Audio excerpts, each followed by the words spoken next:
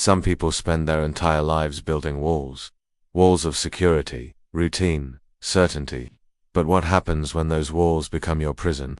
This is the story of a man who discovered that the most extraordinary journeys begin with the most terrifying question. What if? Picture a bustling ancient city where merchants call out their wares, children play in dusty streets, and life flows in all its comfortable predictability. Here lives a 75-year-old man, well-dressed, respected, standing at the window of his prosperous home. He has everything a man could want: wealth, respect, a beautiful wife, everything except the one thing that would make it all meaningful. His wife approaches, her face marked by years of silent pain. She's beautiful, but her eyes carry the weight of unfulfilled dreams. The merchants are asking about his camels again, offering good prices, but he's been saying not today for weeks now. Something is troubling him deeply. He turns to face her, and we see his eyes for the first time, deep, conflicted, searching. He asks her if she ever feels like they're living someone else's life, if this comfortable existence is really all there is. And then it happens. The moment that changes everything. A strange, otherworldly wind begins to blow through the room, despite all windows being closed. A voice, deep and resonant, fills the air with words that will haunt him forever. Leave your country, your people, your father's household. Go to the land I will show you. Have you ever had a moment when you knew, absolutely knew, your life was about to change forever? Tell us in the comments. His wife looks around confused, hearing nothing. But he heard it clearly, and with trembling hands he begins to pack. When she asks where they're going, his answer chills her to the bone. I don't know. She thinks he's lost his mind, and maybe he has, but he's never been more certain of anything in his life. Day after day, mile after mile, he leads his family into the unknown desert landscapes. Endless horizons stretch before them as their caravan moves slowly across the wasteland. But with each step, the voice grows quieter and the doubts grow louder. The human mind is a powerful thing. It can convince us we heard God, or that we're simply going insane. His thoughts torment him. What have I done? I had everything. Security, respect, a home, and I threw it all away for what? A voice. Was it even real? The desert sun beats down mercilessly as his wife shouts over a sudden sandstorm that this is madness, that they're going to die out here. Maybe she's right. Maybe this was all a terrible mistake. But as the storm clears, they see it, a lush, beautiful land in the distance. The voice returns. This is the land I will give to your offspring. He stares at his elderly wife, then at his own weathered hands. He's 75 years old, she's 65, and they have no children. They've never had children. The promise seems cruelly impossible. Sometimes the promises that seem most impossible are the ones that will define our destiny. 25 years pass. Picture him now minus 100 years old, more frail, but his eyes still burning with something indefinable.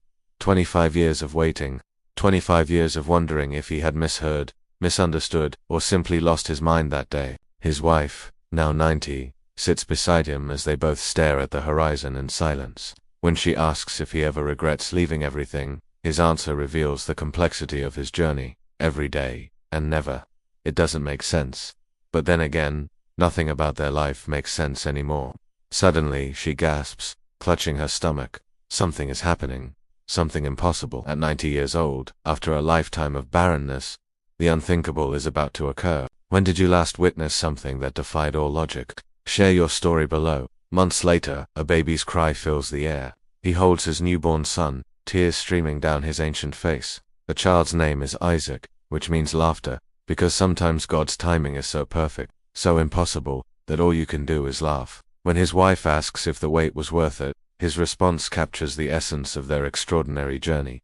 Every second of doubt, every moment of pain, every question mark. Yes, 15 years later, Isaac has grown into a young man. The three of them work together, building, creating, living in harmony. For 15 years, everything makes perfect sense. The journey, the wait, the promise. He has found his purpose, his answer. Father and son work side by side, and Isaac asks to hear again about the voice, the call that changed everything. His father explains how it transformed everything he thought he knew about life, purpose, and faith. Isaac wonders if he'll ever hear such a voice, and his father assures him that when he's ready, he will.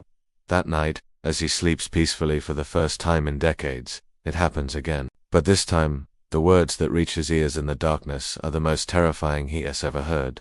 Take your son, your only son Isaac, whom you love, and sacrifice him as a burnt offering on the mountain I will show you. His eyes snap open, his face drains of all color, every fiber of his being screams no. But deep inside, he knows this is not a request. This is the final test. Father and son climb the mountain together, carrying wood for what Isaac believes will be a regular sacrifice. The boy, innocent and trusting, asks the question that pierces his father's heart. We have the wood and the fire, but where is the lamb for the sacrifice? Torn between love and obedience, between logic and faith, the old man can barely whisper his response. God will provide the lamb, my son. They reach the mountaintop where he builds an altar with trembling hands. Isaac, seeing his father's tears, begins to understand. But, with remarkable maturity, the young man simply says, I trust you, Father. The knife is raised. Hands shaking uncontrollably, tears streaming.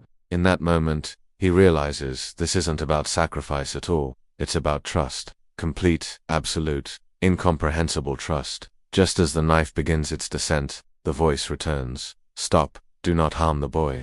A ram appears, caught in nearby bushes, providing the actual sacrifice. Now I know that you trust me completely, because you were willing to give up even your most precious gift. He collapses, sobbing, as Isaac embraces him. And then comes the question that changes everything. Father, who are you? Really? The landscape stretches endlessly below them as the truth is finally revealed. His name was Abraham, and his story became the foundation of faith for billions of people across thousands of years. But here's what most people miss about Abraham's story. It wasn't about blind obedience. It was about learning to trust the process, even when you can't see the outcome. Abraham left everything at 75 and found everything at 100. His story reminds us that it is never too late to answer the call to become who we were meant to be. Sometimes the greatest journeys begin not when we have all the answers, but when we're finally brave enough to live the questions. What voice is calling you to leave your comfort zone? What impossible journey is waiting for you? Let us know in the comments, and don't forget to subscribe for more stories that will change how you see life, faith, and courage. Sometimes the most extraordinary lives begin with the most ordinary question, what if?